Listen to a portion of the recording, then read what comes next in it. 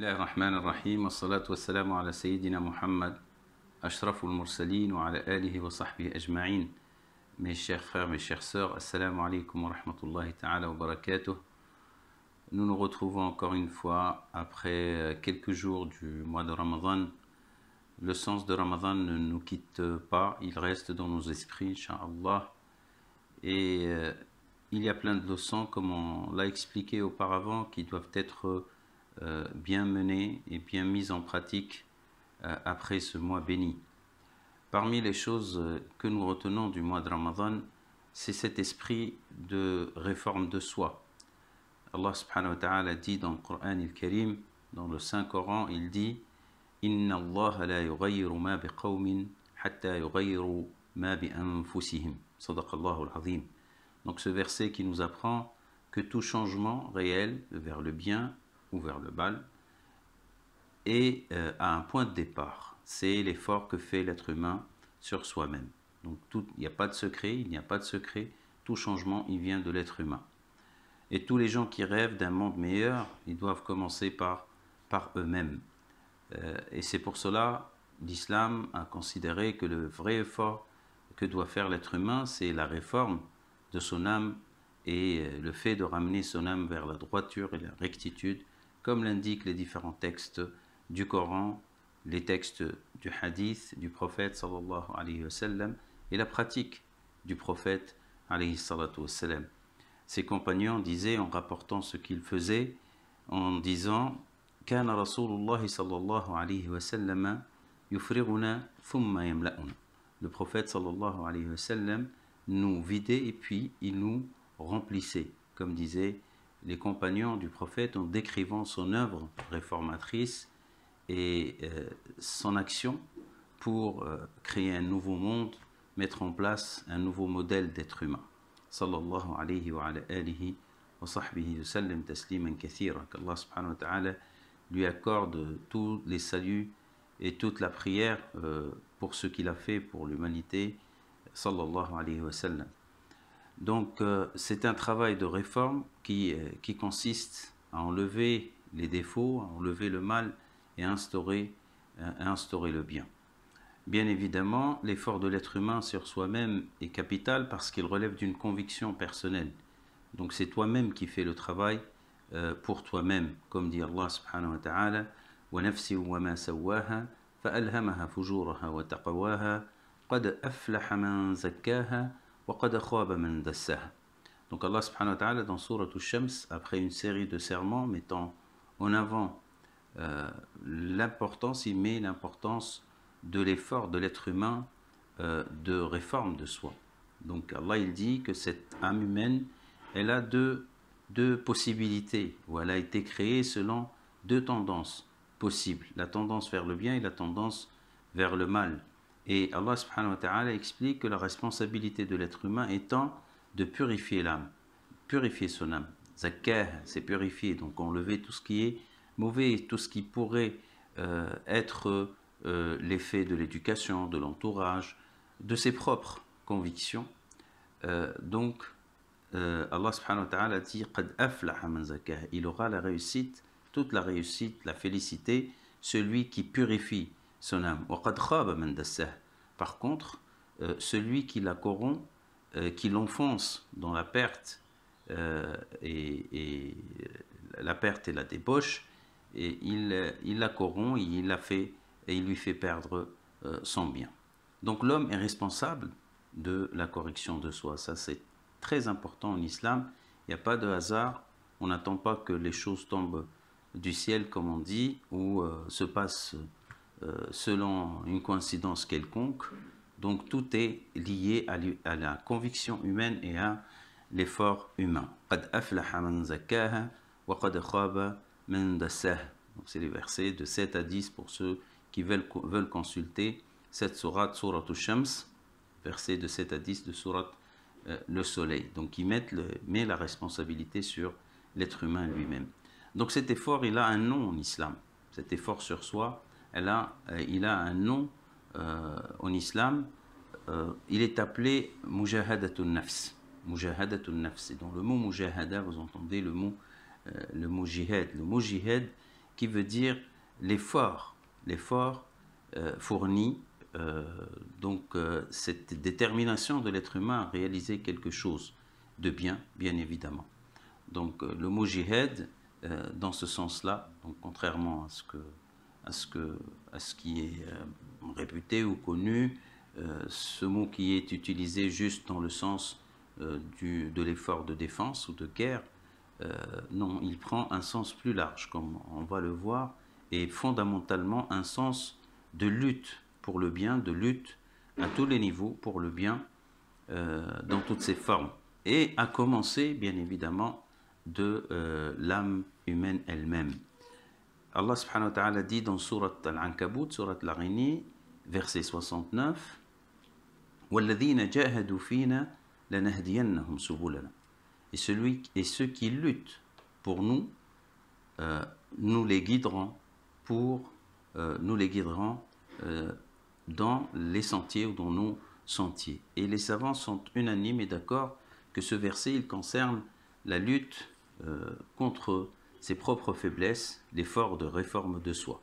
Mujahadatun nafs. Donc c'est ce concept très important, très essentiel en islam, parce qu'il concerne justement la première sphère dans laquelle l'être humain doit agir, c'est sa propre personne. Donc Allah promet à tous ceux qui font l'effort de se corriger, de ramener leurs âmes vers la droiture, de les aider et de les guider vers le droit chemin.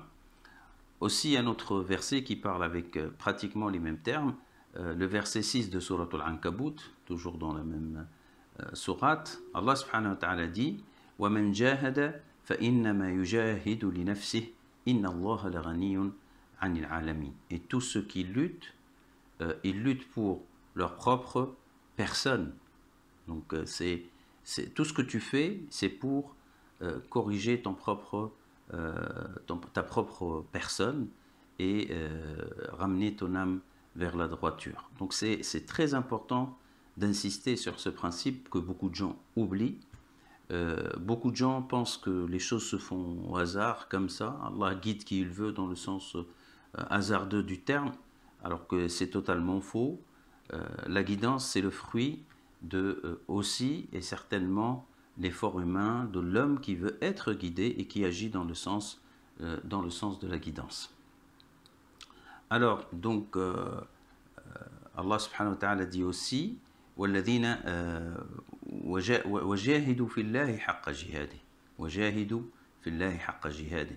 Et lutter pour Allah, la vraie lutte. Et aussi, encore une fois, les savants traduisent et expliquent ce passage, ce verset, comme étant un verset qui concerne la lutte dans la réforme aussi pareil de soi. Ces versets sont confirmés aussi par des hadiths du prophète alayhi salatu wassalam. Il dit alayhi salatu wassalam afdalul jihad man jahada nafsahu fi dhatillah. La meilleure des luttes, des efforts, le meilleur des efforts, c'est l'effort fourni contre soi-même, autrement dit contre ses faiblesses et pour Allah subhanahu wa ta'ala. Donc quand il dit fi dhatillah, pour Allah, selon cette direction de bonté, de vertu et de droiture. Donc afdalul jihad, le meilleur des efforts, la meilleure des luttes, c'est celle que mène l'être humain en soi-même, en lui-même, pour Allah subhanahu wa ta'ala, dans le sens de se rapprocher d'Allah, de devenir meilleur tous les jours, de se rapprocher d'Allah subhanahu wa ta'ala tous les jours et tous les moments.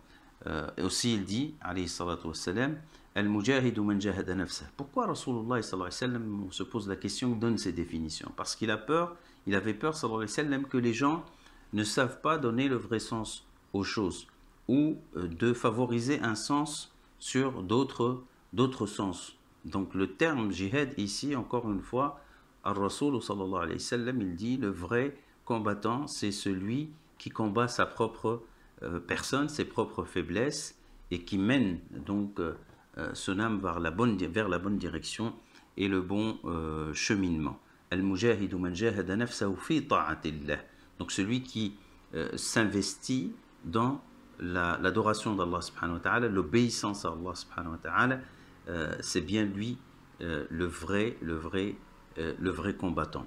Un autre terme qui était aussi utilisé et qui continue d'être utilisé, al-muhajir, celui qui immigre. Celui qui immigre à l'époque du prophète, l'immigration de tout endroit d'Arabie vers la Médine, la ville du prophète ﷺ, était une obligation pour que Rasulullah sallallahu alayhi wa sallam puisse assurer à ses croyants de partout la sécurité et puisse les protéger contre les épreuves. Donc c'était une obligation. Donc les gens voyaient ça comme un acte de vertu, une bonne action. Et Rasulullah sallallahu alayhi wa sallam disait que le vrai muhajir, le vrai immigré, celui qui accomplit ce déplacement vers Médine, en laissant ses biens, en laissant sa terre, etc., pour qu'il soit protégé et suivi, accompagné par Rasulullah sallallahu alayhi wa sallam, c'est celui qui immigre ou abandonne ce que Allah subhanahu wa ta'ala interdit. Donc la vraie lutte, c'est la lutte pour accomplir le bien, et la vraie immigration, c'est l'immigration, le fait de se dissocier du mal. Et là encore, Rasulullah sallallahu alayhi wa sallam nous ramène vers un sens très profond et qui nous incite chacun à méditer sur soi et réfléchir sur soi, et bien sûr de décider, Inch'Allah, d'ouvrir ce grand chantier et de le maintenir toujours en activité jusqu'à ce que nous irons à la rencontre de notre Seigneur, parce que c'est un effort qui ne se terminera jamais. Allah subhanahu wa ta'ala dit: Ya ayyuhal insanu innaka kadihun ila rabbika kadha. Ô toi, humain, tu es dans un effort incessant jusqu'à ce que tu ailles à la rencontre de ton Seigneur. Ya ayyuhal insanu innaka kadihun ila rabbika kadha famulaqih. Et Allah subhanahu wa ta'ala nous dit aussi, et dit son prophète, et nous dit tous: wa'bud rabbaka hatta ya'tiyaka al-yaqin. Wa'bud rabbaka hatta ya'tiyaka al-yaqin. Donc adore, investis-toi dans l'adoration de ton Créateur, de ton Seigneur, jusqu'à ce que la mort vienne. Donc al-yaqin ici, c'est le terme certitude qui veut dire la mort et la fin de vie. Donc c'est un effort incessant, et c'est la préoccupation la plus importante de l'être humain, parce que ça lui permet de réformer son âme, donc acquérir la sérénité, l'apaisement, la tranquillité d'esprit, de cœur, le salut du corps, le salut dans notre vie de tous les jours, et envers les gens qui nous entourent. Donc ça renforce notre capacité de bien et de bonté. Donc afdalul jihadi man jahada nafsahu, aussi on l'a dit, ce hadith, fi zatillah.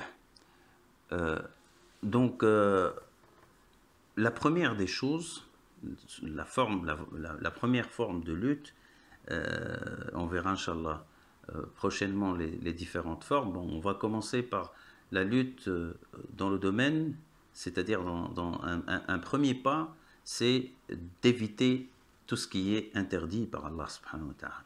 Parce qu'il faut visualiser, comprendre comment cette lutte pour construire son âme, cet effort pour construire et reconstruire son âme, et même pour éduquer, bien évidemment, les générations qui nous sont confiées, nos enfants et autres, il faut savoir comment les choses doivent se construire. Donc la première des choses, c'est d'éviter tout ce qui est mauvais actes de toutes sortes, al-ma'asi, tout acte de désobéissance. Donc tout ce qui est mauvais en vérité, al-ma'asi, désobéissance, c'est le sens tangible, l'autre sens tangible de al-ma'asi, c'est de se faire mal et faire mal aux autres en vérité. Donc tout ce qu'Allah subhanahu wa ta'ala a interdit constitue ou provoque des dégâts pour l'être humain, quel que soit le type de dégâts, qu'il soit d'ordre moral ou d'ordre physique, envers les autres, donc les plus proches, les plus éloignés, envers l'environnement. Donc tout ce qui est décrit en islam comme ma'asiyah ou un péché, c'est un acte, concrètement, substantiellement, un acte qui génère du mal au niveau moral, comme on l'a dit, donc au niveau moral, au niveau physique, à court terme, à long terme, dans la sphère privée ou dans la sphère publique. Donc il n'y a pas quelque chose qui est interdit pour l'interdiction. D'accord? Tout ce qui est interdit, comme tout ce qui est obligatoire, il est obligatoire parce qu'il apporte un bien pour l'être humain à sa personne et aussi à son environnement. Donc la première des pistes sur lesquelles il faut travailler, c'est d'éviter tout simplement ce qui est mauvais. Abdullah ibn Omar, radiyallahu anhu, Abdullah, le fils de Omar, qu'Allah soit satisfait de lui et de son père, a été questionné sur la notion de lutte. Il a dit, commence par toi-même, commence par toi-même. Donc, le premier pas, c'est de commencer par nous-mêmes et d'évacuer tout ce qui représente un défaut, un manquement, une imperfection, ou tout court, quelque chose qui est dans notre pratique, quelque chose de blâmable. Donc, il faut être attentif à soi-même, les dégâts de sa langue, donc éviter le mensonge, éviter la médisance, éviter l'obscénité, les maux de ton cœur, éviter la jalousie, la haine, tout ce qui représente est écrit comme étant une mauvaise chose dans ce que a apporté Muhammad sallallahu alayhi wa sallam et les prophètes, tous les prophètes, ce qu'ils ont appris à l'être humain, à l'humanité, et tout ce qui est confirmé par le bon sens. Donc éviter tout ce qui est mauvais, tout ce qui est haram. Et Abu Bakr Siddiq, radiyallahu anhu, le jour où il a laissé Omar, radiyallahu anhu, après lui, donc il lui confiait cette grande responsabilité de gérer les affaires de la communauté, de la société musulmane. Il lui a dit أول ما أحذرك نفسك التي بين جنبيك. Donc le premier ennemi contre qui je te mets en premier en garde, c'est ton âme qui est entre tes côtes. Donc c'est nos propres défauts, nos propres défaillances dans nos cœurs et de notre langue, de nos agissements. C'est tout ce qui est le produit de notre cœur ou de notre comportement. Allah subhanahu wa ta'ala dit dans le Coran al-Karim وَأَمَّا مَنْ خَافَ مَقَامَ رَبِّهِ وَنَهَى النَّفْسَ عَنِ الْهَوَى فَإِنَّ الْجَنَّةَ هِيَ الْمَأْوَى. Donc l'exercice, c'est de craindre Allah subhanahu wa ta'ala. Ça veut dire quoi craindre Allah subhanahu wa ta'ala? Ça veut dire mesurer la grandeur d'Allah subhanahu wa ta'ala, sa sagesse et le besoin de suivre sa parole subhanahu wa ta'ala et ses enseignements qui sont les meilleurs pour l'homme, et de craindre d'être en situation de désobéissance, de s'écarter de ce chemin qu'Allah subhanahu wa ta'ala nous décrit, dans lequel il y a notre bien et le bien de tous ceux qui nous entourent. Donc celui qui a cette crainte dans son cœur, le respect des prescriptions qu'Allah subhanahu wa ta'ala a établies et des enseignements qu'il nous a transmis à travers ses prophètes, et puis il interdit à l'âme de suivre les inclinations, c'est-à-dire tout ce qui nous éloigne de la vertu, du bon sens, et qui provoque encore une fois toutes sortes de dégâts. Suivre sa passion, tout simplement, ses désirs, de manière déchaînée. Donc celui qui est capable d'interdire à sa propre personne de tomber dans le péché, dans les mauvaises choses, eh bien c'est bien lui qui a gagné le combat, ou c'est le plus grand pas avant d'acquérir les bonnes choses donc dans sa vie, comme disaient les compagnons, et je le rapportais au début, kana Rasulullah sallallahu alayhi wa sallam yufriruna thumma yamla'una. Donc il nous vidait puis il nous remplissait, parce que remplir sur le mauvais, ça donnera malheureusement du mauvais. Le vrai changement, c'est de déraciner en nous les mauvaises habitudes, les mauvais sentiments, les mauvaises idées. Donc c'est l'effort, le premier effort, c'est de purifier, nettoyer ce qui est en nous. Et prendre toute chose qui est mauvaise au sérieux. Donc, parce que des fois, on n'est pas entouré, on n'est pas encerclé par des grands péchés dans notre vie, c'est-à-dire des choses abominables et déclarées en tant que telles et de manière reconnue par tout le monde. Des fois, on est encerclé par des petits péchés, mais qui se multiplient. Et Rasulullah sallallahu alayhi wa sallam disait « Iyyakum wa muhaqqirati dhunub » Faites attention surtout aux choses que vous négligez parmi les péchés. Vous vous dites c'est rien, alors que ce n'est pas rien auprès d'Allah subhanahu wa ta'ala, dans leurs effets, dans la durée, et quand elles se rassemblent, ces différentes actions, elles peuvent entraîner l'être humain dans le mauvais chemin. Et c'est pour ça Allah subhanahu wa ta'ala dit dans la fin, ou vers la fin de Sourate Az-Zalzalah, فَمَنْ يَعْمَلْ مِثْقَالَ ذَرَّةٍ خَيْرًا يَرَهُ وَمَنْ يَعْمَلْ مِثْقَالَ ذَرَّةٍ شَرًّا يَرَهُ. Celui qui fera ne serait-ce que le poids d'un atome ou de ce qui est infiniment petit, toute chose infiniment petite, dharra, de bien il le verra, et celui qui fait ne serait-ce que la mesure ou la taille ou le poids d'un atome de mal, il le verra, donc il le verra, il sera jugé dessus.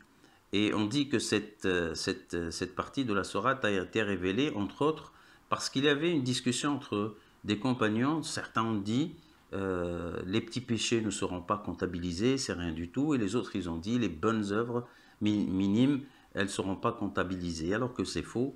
Allah subhanahu wa ta'ala dit on est responsable de tout cela. Donc dans cette première partie, on a essayé de mettre comment dire, d'insister sur, premièrement, le rôle de l'homme dans la réforme de soi-même, donc de se corriger, de se prendre en charge pour devenir meilleur dans cette vie. Deux, c'est d'éviter, incha'Allah ta'ala, dans un premier pas, de faire le mal et d'éviter toutes sortes d'égarements qui est bien explicite, qui est bien déterminé donc dans les textes du Coran et les hadiths du prophète alayhi salam, et qui sont communément reconnus. Donc c'est ce travail qui est en vérité le plus simple à faire, mais qui est le plus peut-être dur, parce qu'il s'agit de déraciner des mauvaises habitudes qui se sont installées peut-être depuis longtemps dans notre vie. Nas'alullah subhanahu wa ta'ala an yahfazana wa iyyakum wa an yahdiyana wa iyyakum. Nous prions Allah subhanahu wa ta'ala pour qu'il nous préserve, qu'il nous guide, qu'il nous montre les meilleures des résolutions, qu'il nous aide, incha'Allah ta'ala, à évoluer vers lui, à migrer vers lui, à se rapprocher de lui, à lutter et donc à faire l'effort pour se rapprocher de lui dans le chemin de l'excellence, incha'Allah. Wa sallallahu ala sayyidina Muhammad wa ala alihi wa sahbihi ajma'in. Wassalamu alaikum wa rahmatullahi ta'ala wa barakatuh.